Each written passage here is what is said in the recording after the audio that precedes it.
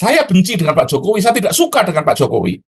Karena apa? Pak Jokowi itu tidak menghiraukan, tidak memperhatikan sama sekali. Dan bagi saya itu adalah membunuh kepakaran. Dan mulai saat itulah kemudian buzzer dimunculkan, akhirnya tidak pernah didengar suara-suara guru besar itu. Kepada Pak Jokowi dan kawan-kawan yang kami sampaikan adalah agar kembali kepada jalan yang lurus, Pak. Jangan banyak berbohong. Jadi kami dulu memprotes Bapak karena Bapak sebagai presiden. Presiden itu salah satu tugasnya di dalam pembukaan Undang-Undang Dasar 45 yaitu mencerdaskan kehidupan bangsa. Tetapi Bapak banyak berbohong di sana, karena itulah maka saya berkeinginan agar jangan berbohong, jangan membohongi rakyat. 6.000 pesanan SMK awal kebohongan Jokowi. Mana hasilnya? Coba melahirkan kebohongan nasional. Ya, nggak jadi tuh apa-apa mobil SMK jadi mobil nasional, nggak jadi apa-apa. Padahal itulah yang membuat dia ditarik, seolah-olah ide besar akan membuat Indonesia memiliki mobil nasional bernama SMK. Kebohongan lagi, ya. Sial sekali Indonesia dipimpin 10 tahun dari seseorang yang suka bohong, ya. Suka bohong, inilah hasilnya itu. Begini menghasilkan 6.000 kan konyol kan. Pesanan 6.000 yang goib itu. Ini. Tapi abang juga salah satu korbannya kan? Ya saya salah satu korbannya, memilih dia karena ingin ada mobil nasional. Assalamualaikum warahmatullahi wabarakatuh. Ketua Dewan Guru Besar UGM ya antar waktu periode 2018-2021 Profesor Kunchoro MBS PhD. Jadi menyatakan polemik dugaan ijazah palsu Jokowi sudah terlalu jauh berkembang ke arah yang tak sehat dan harus segera diselesaikan secara ilmiah dan terbuka, bukan melalui dugaan atau kampanye spekulatif yang merugikan semua pihak. Jadi guru besar ini ya menanggapi mencuatnya kembali soal dugaan ijazah palsu Jokowi menyusul pencabutan pernyataan oleh mantan rektor UGM Profesor Sofyan Effendi kemarin. Jadi menurut Profesor Kunchoro, mantan guru besar UGM ini ya, mengatakan telah menimbulkan kebingungan publik dan merusak citra institusi akademik. Nah, gara-gara polemik dugaan ijazah palsu Jokowi ini yang berkepanjangan ya, yang tidak pernah usai, jadi menurut guru besar ini sehingga merusak citra akademik UGM. Jadi gara-gara Jokowi ini merusak susu sebelanga ya, maksudnya merusak citra UGM. Jadi kenapa Jokowi tidak mau memperlihatkan ijazahnya biar polemik ini usai dan berakhir? Jadi sampai guru besar ini ya meminta kepada Jokowi berhentilah berbohong, kembalilah ke jalan yang benar. Jadi kita lihat ya, orang yang speak up terhadap dugaan ijazah palsu Jokowi, orang-orang yang pendidikannya tinggi, profesor, doktor ya, yang speak up tentang dugaan ijazah palsu. Kemarin yaitu mantan rektor Profesor Sofyan Effendi, ini juga yaitu mantan guru besar Profesor Kunchoro yang menggugat dugaan ijazah palsu Jokowi, juga dokter-dokter semua tamatan dan alumni UGM, Rismon tamatan UGM, Dr. Tifat tamatan UGM, Roy Suryo tamatan UGM juga. Jadi polemik dugaan ijazah palsu Jokowi ini tidak bakalan selesai kalau Jokowi masih berbohong, menutupi kebohongan-kebohongan sebelumnya, dan kedepannya juga akan berbohong. Walaupun dia kemarin dia mengatakan akan menampilkan ijazahnya di pengadilan, tetapi cukup banyak netizen di sosial media tidak percaya dengan statement Jokowi ya. Pak Jokowi di sini dia bermain, dia punya kepentingan yang lain di sini. Nah sekarang mau tidak kita dipermainkan oleh kedua belah pihak seperti ini? Karena jadi katakan kegaduhan ini justru menguntungkan pihak Joko Widodo, misalnya begitu Pak Kun? Iya. Ini kan Jokowi jadi punya panggung, semakin punya panggung. Kalau dia tidak ada pertanyaan ini, barangkali dia tidak sudah tenggelam dia. Sebelum saya lanjut tentang ijazah Jokowi ini, karena tadi Pak Kun sudah bicara atau menyinggung tentang petisi Bulak Sumur ya, petisi UGM. Dan teringat oleh saya bagaimana di salah satu tayangan media Pak Kun berbicara hingga berderai air mata. Saya ingin pandangan dari Pak Kun. Setelah pernyataan itu disampaikan secara terbuka, setelah Pak Kun berderai air mata, apakah Jokowi mengindahkan atau tetap mengabaikan petuah yang disampaikan oleh sekian banyak begawan di UGM sana? Itulah yang tadi saya katakan. Saya benci dengan Pak Jokowi, saya tidak suka dengan Pak Jokowi. Karena apa? Pak Jokowi itu tidak menghiraukan, tidak memperhatikan sama sekali. Dan bagi saya itu adalah membunuh kepakaran. Dan mulai saat itulah kemudian buzzer dimunculkan, akhirnya tidak pernah didengar suara-suara guru besar itu. Yang sekarang muncul adalah justru adu argumentasi. Dan disinilah tadi saya katakan, buzzer-buzzer dipelihara, dan sebab itulah semakin menorkestrasi bahwa yang namanya berita Pak Jokowi itu menjadi semakin melambung. Nah, baru-baru ini Rismon Sianipar akhirnya juga ya ke pabrik mobil SMK. Disinilah mulai kebohongan Jokowi, yaitu mobil SMK. Sudah laku 6.000 unit ya. Banyak masyarakat dulu memilih Jokowi karena dinilai Jokowi yaitu orang yang pertama mempromosikan mobil nasional dan ini bakal menjadi mobil nasional. Tetapi ternyata itu hanyalah tipu-tipu ya, sehingga Rismon pun cukup emosi melihat yang ternyata memang tidak ada wujudnya alias mobil gaib ya. Coba kita lihat videonya. Ya, kebohongan itu berawal dari sini, saudara. Titik kebohongan. Baru yang kedua KPUD Solo. Baru berikutnya KPUD DKI. Ya kan? Udah 12 tahun Dari Solo ke pasar pojok Pramuka, walau pelongok-pelongok, daya rusaknya luar biasa. Pesan 10 unit Bang Rismon. Oke, nanti saya pesankan. Ya. Ada nih Bang. Apa? Sebagai komentar. Tiada hari tanpa bahagia. Sehat selalu Bang Rismon. Siapa yang berbohong? Kemana Kak 6.000 itu? Ya. Apa kita laporkan lagi ke Polda Jateng? Ya kan? Menyebarkan berita bohong. Hah? Sudah pernah dilapor? Siapa yang melapor? Itu yang melapor dulu MK-nya itu. Oh gitu. Oke. Laporkan aja Bang. Ya. Kata Ibu Eka Sari. Dia dengan neteng melaporkan kami berita bohong ya kan? Kata Ibu Eka Sari, Bang Rismon masuk kiat ini temanku SMP 1 Klaten. Salam ya Bang. Oh temennya Bu siapa? Bu Eka Sari. Bu Eka Sari. SMP. Yulianingsi. Oh Eka Sari. Ibu Eka Sari, Yulianingsi. Yulianingsi. Oke, teman satu SMP Pak Kiat. 1 Klaten. Ya. Nah di situ ada apanya bengkelnya? Bengkel atau pabrik? Ya. Nggak tahu ya. Ya. Kata Pak Sakiri, pesan 10 unit Bang Rismon. 10 unit. Oh pesan 10 unit siapa? Pak Sakiri. Oh serius nih? SMK-nya aja goib. Kata Lang Mosiaan kejar semua tipu-tipunya. Iya, mumpung kita perjalanan ke Solo, kita mampir ke Ceper. Ya, sama Mbak Dian, Sumatera Barat hadir Bang. Jo, sampai malu dulu pernah cerita bangga sama kawan orang luar negeri. Indonesia akan punya mobil sendiri. Ternyata mobil goib. Hahaha. Kebohongan siapa itu yang suka bohong? Pembohong. Malu kali kita ya. Pembohong. Ya, kita tanya dulu SMK-nya di mana dulu ceritanya. Soalnya di sana kosong yang di Boyolali. Ya kan, ini dia. Pak Kiat ini ya. Dari sinilah sebenarnya Pak Kiat yang merancang apa namanya? Mobil SMK itu, bengkelnya. Jadi gini, Pak Kiat ada di Jakarta. Jadi ya selama ini ya SMK ini ya cuma body repair gitu loh. Jadi bukan pembuatan mobil atau apa, body repair. Iya.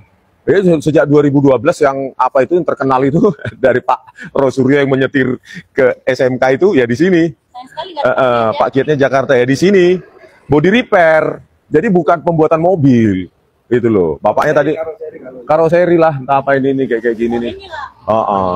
Jadi bayangkanlah dulu tahun 2012 bullshitnya si Jokowi itu ya begini pesanan 6.000 mobil coba. Ini kan keterlaluan kebohongan itu ya. Kemana 6.000 mobil itu? Ya kita laporkan aja ini ke Polda DIY ini atau Polda Jateng ya. Coba lah bayangkan begini loh kondisinya.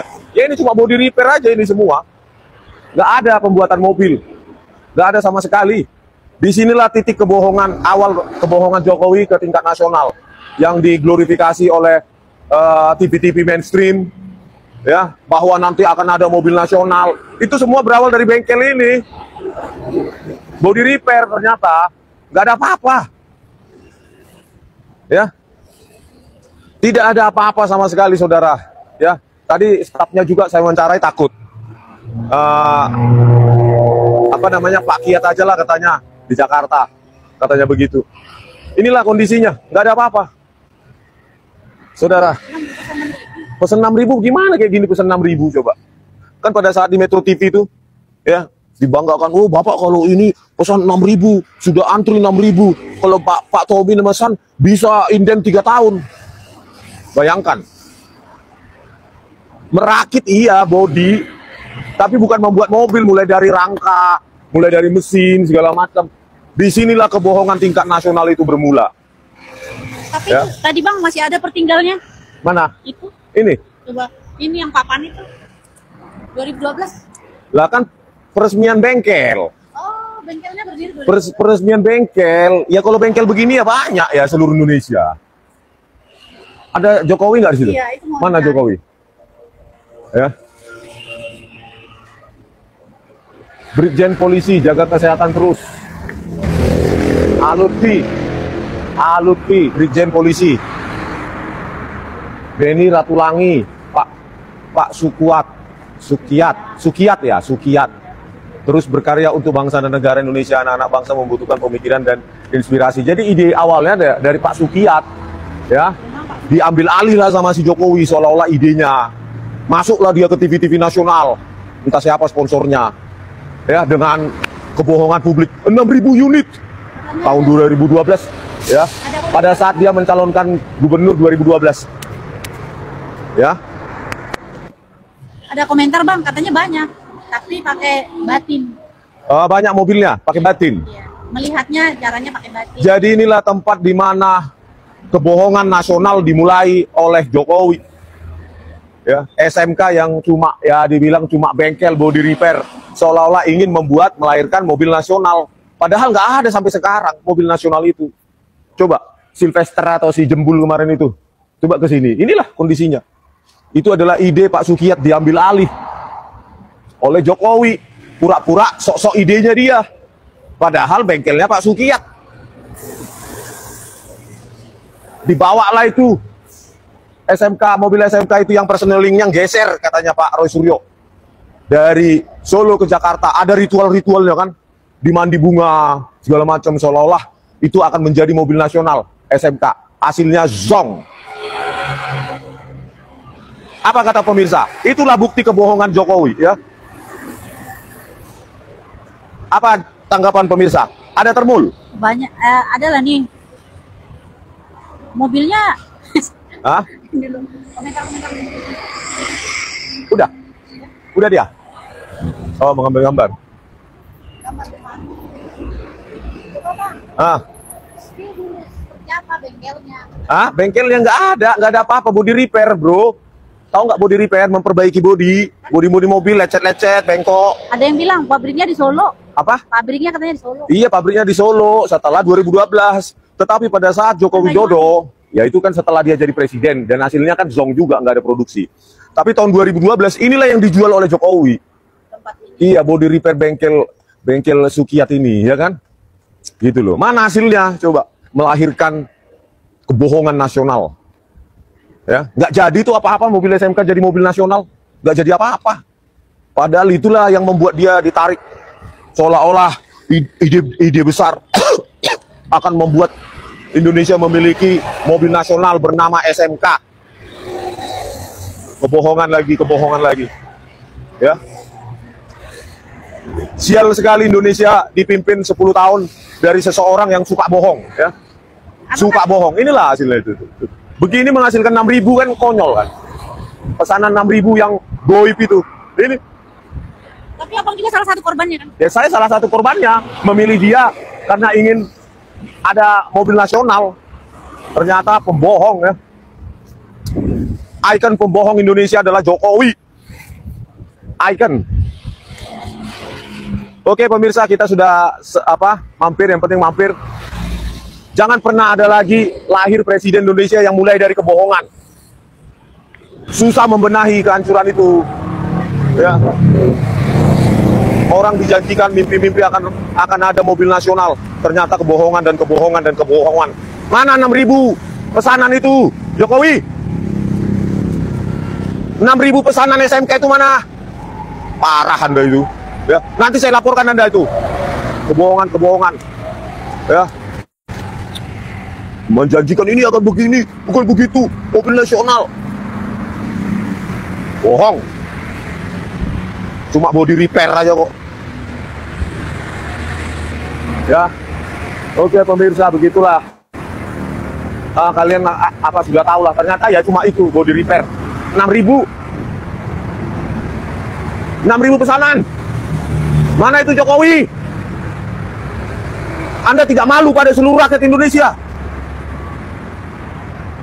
Termul-termulmu itu belum sadar. Parah. Mana 6.000 SMK itu? 6.000 unit. Parah.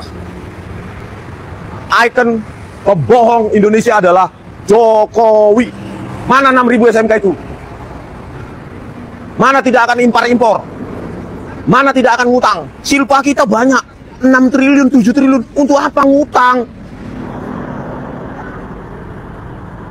Tidak akan impor-impor. Apalagi itu? Harga juga daging 80.000. Udahlah. Oke ya, sampai jumpa nanti kita live lagi. Setiap item kebohongan Jokowi akan kita munculkan ke publik. Ya, termasuk laporan tentang jurusan teknologi kayu yang tidak pernah ada dalam sejarah Fakultas Kehutanan UGM. Kok bisa orang mengaku lulus UGM jurusan aja nggak tahu? Aduh, parah. Bye.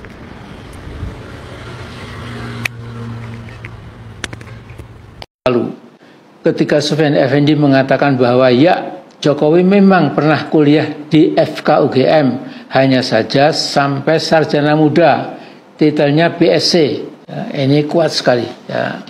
Iya, jadi kalau dia mengatakan saya punya ijazah asli, ya kalau BA betul lah. Oh, kalau BSc, kalau BSc. Tapi kalau yang ijazah skripsi, sarjana, nggak punya dia sarjana. Hanya itu, lantas ada kekuatan politik tertentu yang menekan Sofyan Effendi harus menarik kembali berbagai pendapat jujurnya yang disampaikan ke Dr. Rismond. Nah, saya bersahabat dengan Sofyan Effendi sejak mahasiswa sampai jadi dosen, sampai kami mengambil PhD program. Pak Sofyan Effendi mengambil PhD program di University of Pittsburgh. Nah, saya di Universitas Chicago. Pak Sofyan Effendi lulus tahun 1978, 2 tahun lebih cepat dari saya.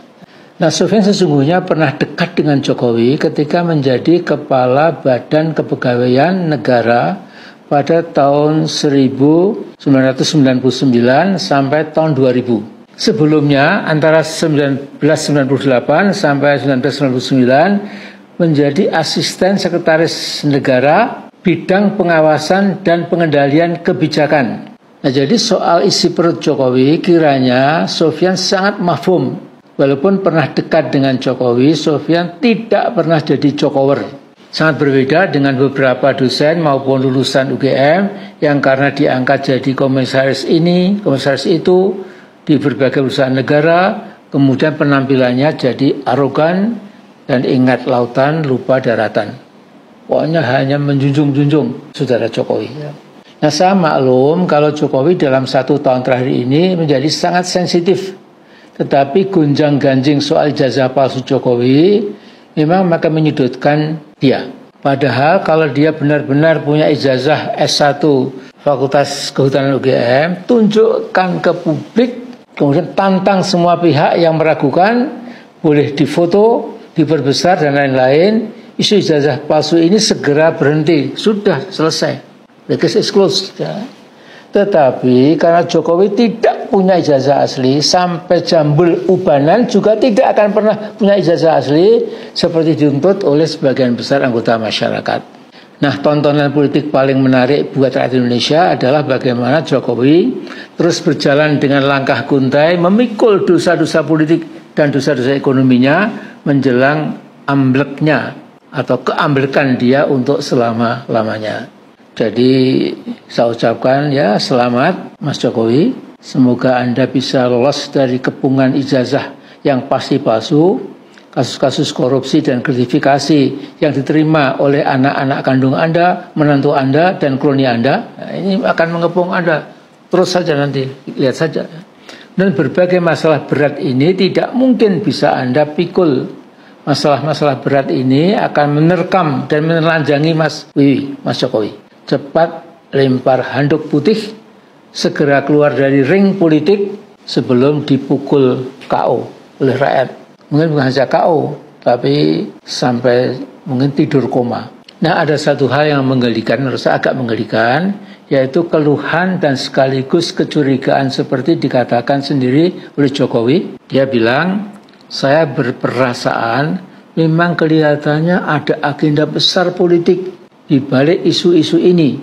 ijazah palsu dan isu pemakzulan, maksudnya pemakzulan si Gibran. Kelihatannya ada agenda besar politik di balik isu-isu ini, ijazah palsu, isu pemakzulan. Ini perasaan politik saya mengatakan ada agenda besar politik untuk menurunkan reputasi politik, untuk mendowngrade dan seterusnya lah ya. Jadi dia merasa ada agenda besar gitu. Nah, Mas Jokowi tidak usah seperti kata pepatah, kura-kura dalam perahu, pura-pura tidak tahu. Agenda besar itu adalah agenda sebagian besar rakyat Indonesia, yaitu bagaimana membuat Jokowi betul-betul bertekuk lutut menghadapi kemauan politik rakyat supaya Jokowi diseret ke pengadilan karena berbagai kriminalitas yang dia lakukan sebagai presiden 10 tahun dalam merusak Indonesia. Itu ya, agenda besarnya. Jadi sekali lagi itu agenda besar Indonesia. Kemudian kita lihat terus nanti ya perkembangannya. Wallahu a'lam bishawab. Assalamualaikum warahmatullahi wabarakatuh.